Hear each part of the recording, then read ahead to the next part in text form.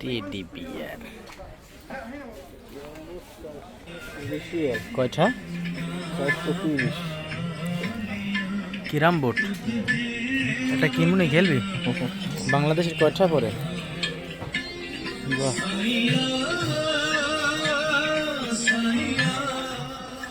একটা বক্স কিনবি না সাইবুল?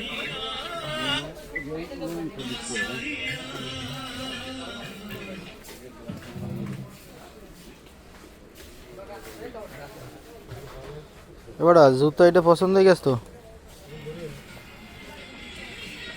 299।